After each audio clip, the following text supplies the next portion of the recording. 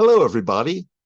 This is Sunday. It's January 22nd, and we are moving into week 3 of our online astronomy course. In Module 3, we're going to be looking at some of the science that astronomers use to understand the universe and how it works. In Module 3, we'll take a look at Newton's laws of motion and gravity. And in Module 4, which I'll be talking about next week, we'll be talking about the laws that govern the behavior of light. But Module 3 is about Isaac Newton and his laws. Now, you might remember that last week I was talking about Johannes Kepler's 3 laws of planetary motion and how through great use of the observations of Tycho Brahe, that Kepler was able to figure out how the planets really moved. The planets moved around the sun, so it's a heliocentric, a sun-centered solar system, and the planets move in elliptical orbits. But Kepler didn't know why. Nobody knew why. The telescope was invented. Galileo did some of his pioneering work. He discovered the moons of Jupiter and other things. But they still didn't understand why planets moved in ellipses. Why not circles?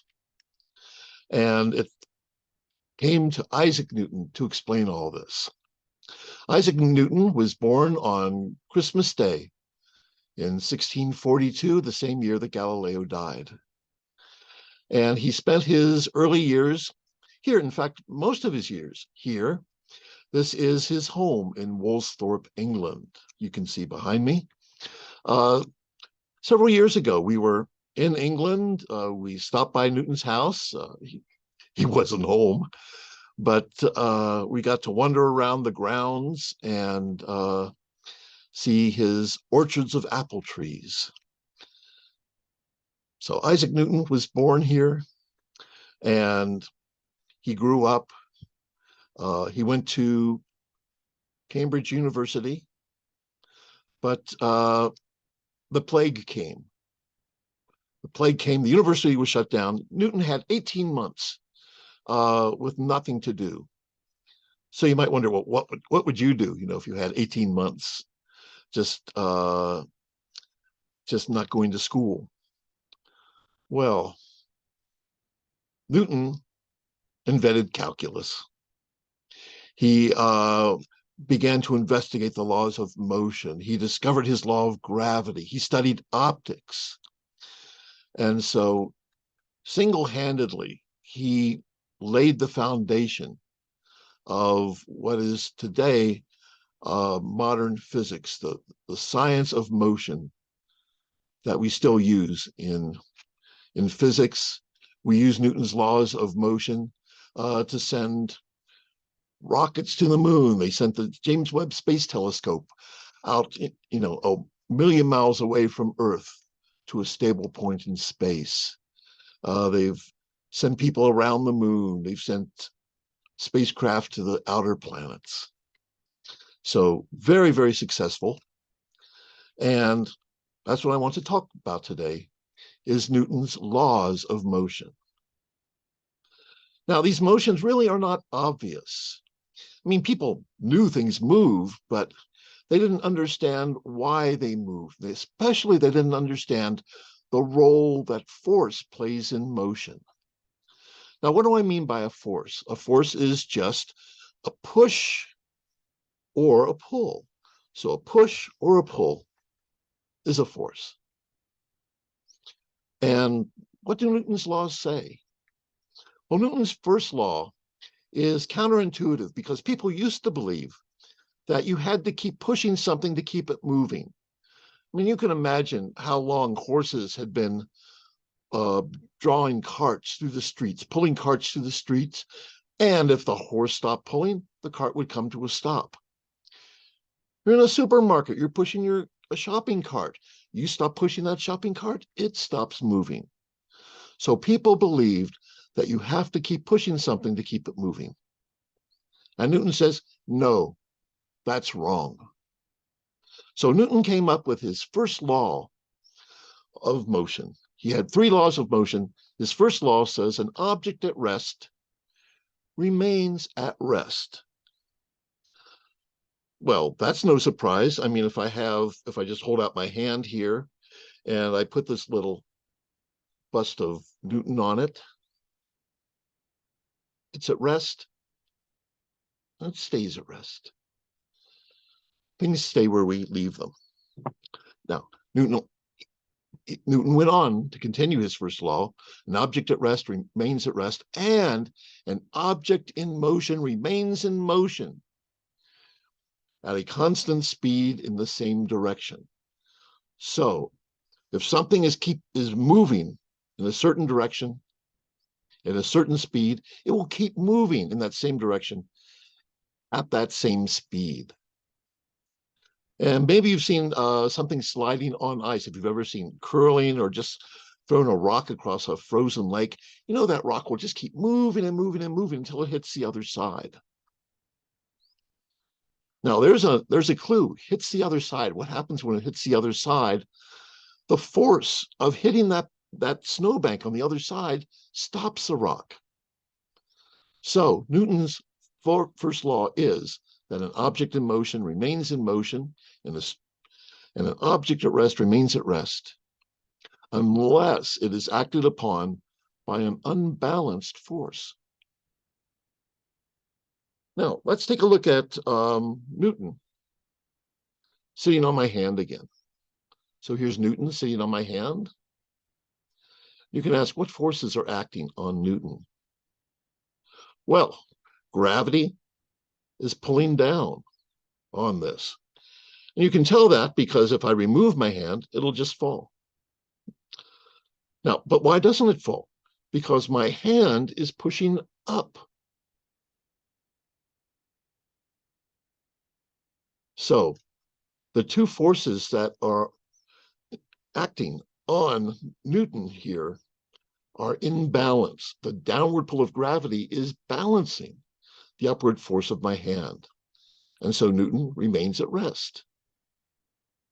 And the same thing for if I roll a ball down a very level, let's say a bowling ball down a level bowling alley. And no, it's just rolling around. It's not spinning or anything like that. There's no friction. That ball will just keep rolling. So why do we have to keep pushing that shopping cart? Well, it's because, and you can feel it, there's a rubbing of the wheels. And that friction is a force that's pushing against the motion of the cart. So here we are, we're trying to move this cart in this direction, and friction is pushing the cart this direction. And if I stop pushing, then the friction can bring the cart to a rest. So it's like, here's the cart and it's moving along, and there's always friction, and I'm pushing it. I'm pushing it, balancing the friction, and so the cart can move at a constant speed. But if I stop pushing, then the friction force slows that cart down. And so that really demonstrates the actual role of forces in motion. Forces act to change motion. Forces can speed something up, they can slow something down, or they can cause it to change direction. And that's what a force does. It speeds up an object, slows it down, or causes it to change direction. And those three things together we call an acceleration. So speeding up counts as an acceleration, slowing down counts as an acceleration, and turning, changing direction, counts as an acceleration. So that's Newton's first law. Newton's second law talks about how hard I have to push something to change its speed, to speed it up.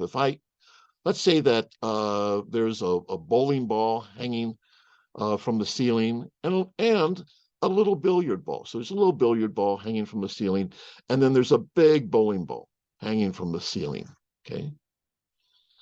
So if I push on that bowling ball, then it's going to speed up fairly slowly.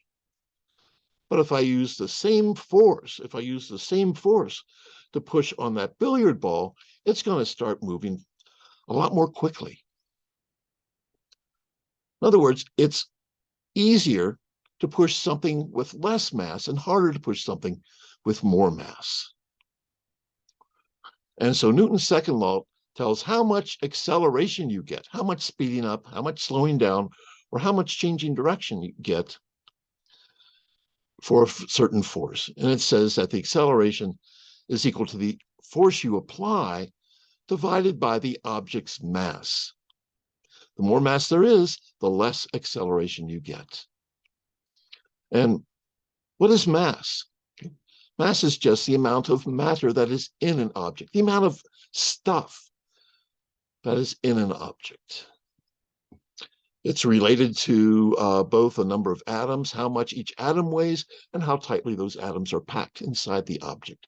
But the total amount of stuff in there is the object's mass, and we measure an object's mass in kilograms. So we will be measuring mass in kilograms. A kilogram is about equivalent to about 2.2 pounds. But we're going to cast pounds aside. We're going to use kilograms. Okay?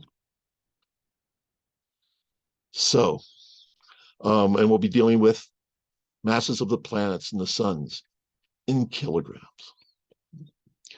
Newton's third law is also surprising.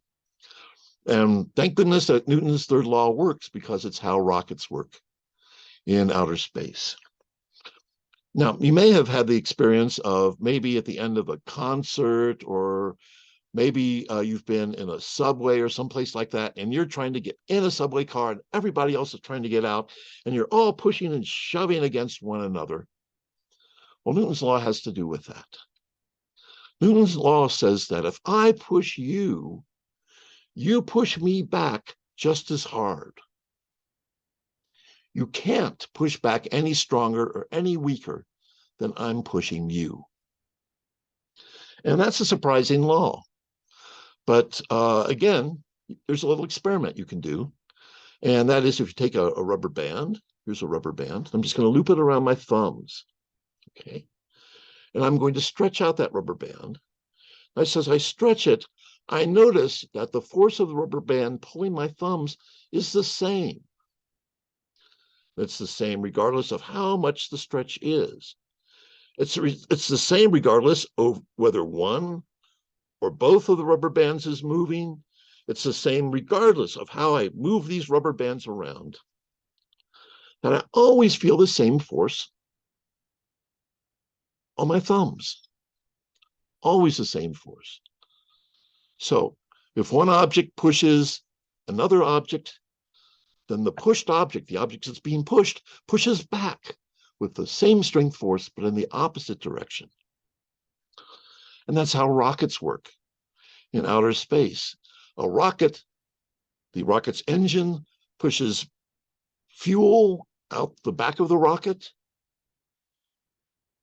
and the burning fuel pushes the rocket in the opposite direction forward. So Newton's three laws of motion are what we still use to describe how spacecraft go to other worlds, how planets orbit the sun, how stars orbit the center of our galaxy, how galaxies influence each other and attract each other in space. Now, there's one more ingredient to all this, and that is, how do two objects pull on each other with gravity? I mean, they're not touching each other. And Newton, in fact, could not answer that question. But he did describe how big the force was. And there's a famous story about Newton, and Newton told it to a man named Stuckley, and Stuckley wrote it down, and that's how we know this story. The two of them had finished dinner, and after dinner, it was a warm evening, so they went out into an apple orchard. And this is beside Newton's house. Maybe you can see back here that there's some more apple trees in Newton's backyard, so I don't know which tree it was under. but it was probably this one that's right here. And they were just sitting. And Newton was looking at this apple tree right there. And he said, this situation reminds me of something that happened a number of years ago. I was sitting out here by myself, and I noticed an apple fall. And I wondered, well, why does it fall to the center of the earth? Why not sideways? Why not up? At that moment, he had the idea that everything that has mass attracts everything else that has mass. And that is the force of gravity. That is the gravitational force. Everything that has mass attracts everything else that has mass. And that means that I'm sitting here in the room, and I have that bust of Newton right here, and I'm attracting it, and it's attracting me, and we're attracting each other with the same force by Newton's third law. I pull on that bust of Isaac Newton just as fast as it is, just as hard as it is pulling on me. If you're sitting in the room with somebody, you're attracted to them just as hard as they are attracted to you. You're attracted to the mountains outside just as hard as the mountains are attracted to you. But what are we attracted to most? What's the most massive thing around? And that is the earth. So more than anything, we are attracted to the center of the earth. And the earth, the center of the earth, is attracted to the center of the sun. And the center of the sun is attracted to the center of the galaxy. And all of these dance around, move around in a gravitational dance that the laws of motion that astronomers describe. So that is the story of Isaac Newton and his laws of gravity and his law of universal gravitation. Universal, because in Galileo's time and before that, they thought that there were laws that described Earth, and there were other laws that described the heavens, the moon and above.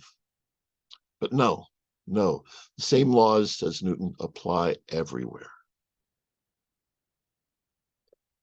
So I hope you enjoy learning about this fascinating way of looking at nature, the laws that Newton described, that describe motion and that describe gravitation.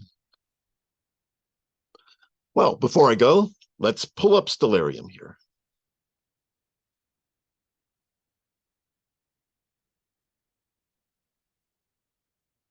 Now, you might remember, I think it was in the first video that I mentioned there's a comet coming to our skies, and it's getting brighter, and it's started to reach the point where we can just see it. And here we are. This is for the 25th. So this is Wednesday night, 10 in the evening. Now, it's been cloudy out, but I'm looking out a window, and I can see a little bit of sunlight on the mountain. So I think the sky is clearing, and I hope in the coming nights you'll be able to go out at night. Now we're looking north. Here's the Big Dipper. Remember we talked about that last week. Here's the Big Dipper. And right here in these crosshairs is the comet. Now right now it is just barely visible.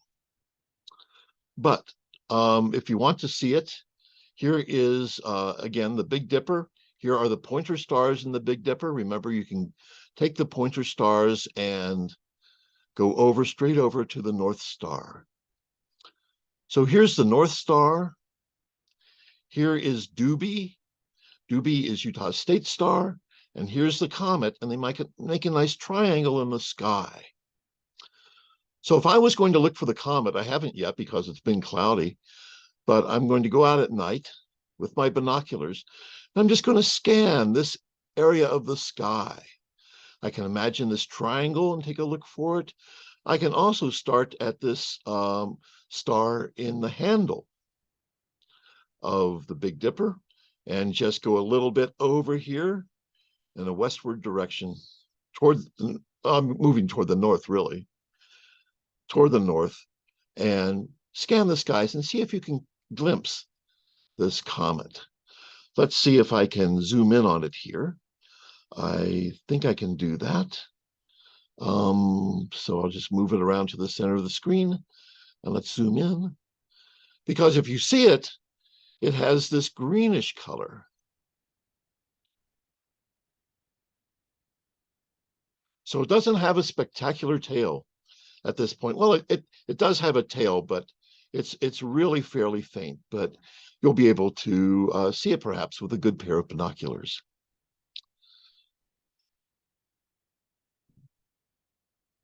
So take a look at the star.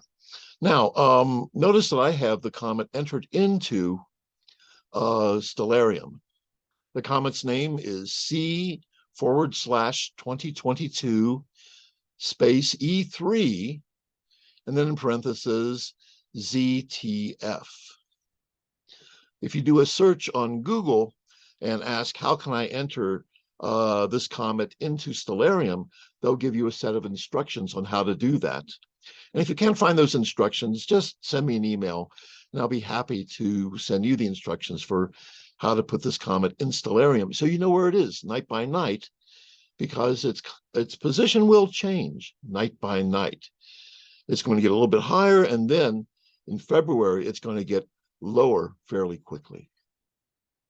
So this is a great time to see this comet with the awkward name.